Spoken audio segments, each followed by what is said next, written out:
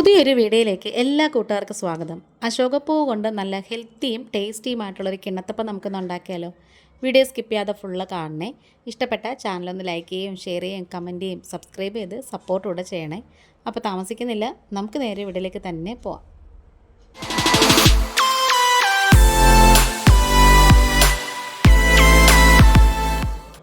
ഈ ഒരു കിണ്ണത്തപ്പം ഉണ്ടാക്കാൻ വേണ്ടിയിട്ട് 240 ml കപ്പിൻ്റെ 1 കപ്പ് പച്ചരിയാണ് ഞാൻ എടുത്തിട്ടുള്ളത്. അതിന് നന്നായിട്ടൊന്ന് കഴുകിയെടുക്കണം. ഒരു 4-5 തവണ നന്നായിട്ട് കഴുകിയതിന് ശേഷം നമുക്കിതൊരു 4 മണിക്കൂർ കുതിർക്കാനായിട്ട് മാറ്റി വയ്ക്കാം. അപ്പോഴത്തേക്കും നമ്മുടെ പച്ചരിയൊക്കെ നന്നായിട്ട് കുതിർന്ന് വന്നിട്ടുണ്ട്. ഇനി നമുക്കിത് ആ ഒരു അരി മാത്രം എടുത്തിട്ട് നമുക്കിത് മിക്സിയുടെ ജാറിലേക്ക് അങ്ങ് ഇട്ട് കൊടുക്കാമേ. നന്നായിട്ട് കുതിർന്ന് കഴിഞ്ഞാൽ മാത്രമേ ഉള്ളൂ കേട്ടോ പെട്ടെന്ന് നന്നായിട്ട് അരച്ചെടുക്കാൻ പറ്റുന്നത്. അപ്പോൾ ഇതാണ് കേട്ടോ അശോകപ്പൂ എന്ന് പറയുന്നത്. ഇത് നല്ല ടേസ്റ്റാണ്, അതുപോലെ തന്നെ വളരെ ഹെൽത്തി ആയിട്ടുള്ളൊരു ഐറ്റമാണ് കേട്ടോ. സ്ത്രീകളുടെ യൂട്രസായിട്ട് സംബന്ധപ്പെട്ട എല്ലാ ബുദ്ധിമുട്ടുകൾക്കും ഏറ്റവും നല്ലൊരു ഔഷധമാണ് ഈ അശോകപ്പൂ എന്ന് പറയുന്നത്. ഇത് കുറുക്കി കൊടുക്കാനും നല്ലതാണ്. ഇന്നിപ്പോൾ ഞാൻ കിണ്ണത്തപ്പമാണ് കേട്ടോ ഉണ്ടാക്കുന്നത്. ഇനി ആ പൂവും കൂടി നമുക്കിതിലേക്ക് ചേർത്ത് കൊടുക്കാം. ഇത് നമ്മൾ എടുക്കേണ്ട ഒരു കാര്യം എന്ന് പറഞ്ഞാൽ ഇതിൻ്റെ മുട്ട എടുക്കരുത്, അതൊരു കയ്പ്പ് വരും. അതുകൊണ്ടാണ് പൂവൊക്കെ എടുത്തതിന് ശേഷം നമുക്ക് നന്നായിട്ട് കഴുകി എടുക്കണം. കാരണം അതിൽ പുഴുക്കളോ വണ്ടുകളോ ഉണ്ടെങ്കിൽ എല്ലാം നോക്കി ശ്രദ്ധിച്ച് വേണം എടുക്കാൻ. ഇനി ഒരു ചെറിയ തേങ്ങയുടെ അരമുറി തേങ്ങയും കൂടി എടുത്തിട്ടുണ്ട്. പിന്നെ ഒരു ഇച്ചിരി വെള്ളവും കൂടി ഒഴിച്ചു കൊടുക്കാം. ഇതൊന്ന് അരഞ്ഞു വരാനുള്ള പാകത്തിന് വേണ്ടിയിട്ട് ചെറുതായിട്ടൊന്ന് അരച്ചെടുക്കണം. മിക്സിയിലിട്ട് ഇങ്ങനെ ഒന്ന് കറക്കി അരച്ചെടുത്തതിന് ശേഷം നമുക്കിതിലേക്ക് ആവശ്യത്തിനുള്ള ഏലക്കാപ്പൊടി ചേർത്ത് കൊടുക്കാം. 1 ടീസ്പൂണൊക്കെ ചേർത്ത് കൊടുത്താൽ മതിയേ. പിന്നെ അതുപോലെ തന്നെ ഒരു 2 നുള്ള് ബേക്കിംഗ് സോഡ ഉണ്ടല്ലോ, അപ്പക്കാരം, അതും കൂടി ചേർത്ത് കൊടുക്കാം. ശർക്കര പാനി ഉണ്ടെങ്കിൽ അതൊഴിച്ചാലും മതി. ഞാനിപ്പം പൊടി ശർക്കരയാണ് എടുത്തേക്കുന്നത്.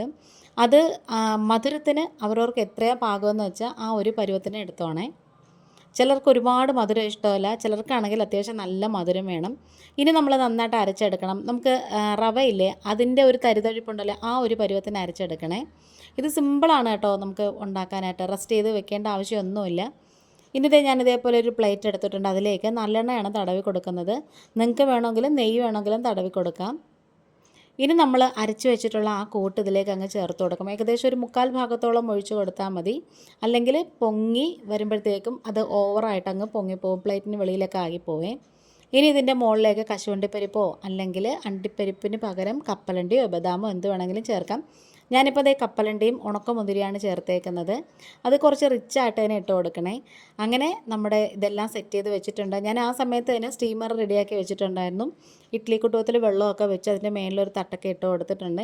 ഇനി നമുക്കത് ആവിയേറ്റി എടുക്കാം. ഏകദേശം ഒരു 20 മിനിറ്റ് വരെ നമുക്കൊന്ന് വെച്ച് നോക്കണം. 20 മിനിറ്റ് കഴിഞ്ഞ് ഞാനൊന്ന് തുറന്ന് നോക്കിയിട്ട് ഒരു കത്തി കൊണ്ടിങ്ങനെ അല്ലെങ്കിൽ ഒരു ടൂത്ത് പിക്ക് കൊണ്ടൊന്ന് കുത്തി നോക്കണേ. അപ്പോൾ ഞാനപ്പം കുത്തി നോക്കിയപ്പോഴത്തേക്കും ചില ഭാഗത്ത് ഒരു ഇച്ചിരിയും കൂടെ വേകാനുണ്ട് കേട്ടോ. നമ്മളത് എടുക്കുമ്പോൾ തന്നെ അറിയാം, കത്തിയിലിങ്ങനെ ഒട്ടിപ്പിടിക്കുന്നതുകൊണ്ട് വേകാനുള്ളതുകൊണ്ട് തന്നെ ഞാനൊരു 10 മിനിറ്റും കൂടെ അടച്ച് വെച്ച് വേവിച്ചെടുത്തിട്ടുണ്ടായിരുന്നേ. അങ്ങനത്തെ നമ്മുടെ അടിപൊളിയായിട്ടുള്ള നല്ല ഹെൽത്തി ആയിട്ടുള്ള കിണ്ണത്തപ്പം ഇവിടെ റെഡി ആയിട്ടുണ്ട്. നിങ്ങൾക്ക് വേണമെങ്കിൽ ഇതിൻ്റെ മുകളിൽ തേങ്ങാക്കൊത്തും കൂടി കട്ട് ചെയ്ത് ചേർക്കാം, അത് നല്ല ടേസ്റ്റാണ്. ഇനി നമുക്കിതൊന്ന് കട്ട് ചെയ്ത് നോക്കാം. ഇത് എപ്പോഴെങ്കിലും കിട്ടുകയാണെന്നുണ്ടെങ്കിൽ ഉറപ്പായിട്ടും ട്രൈ ചെയ്ത് നോക്കണേ. അപ്പം നമ്മുടെ വീഡിയോ വൈൻഡപ്പ് ചെയ്യാറായി. വേറൊരു വീഡിയോ ആയിട്ട് വേഗം തന്നെ വരാം.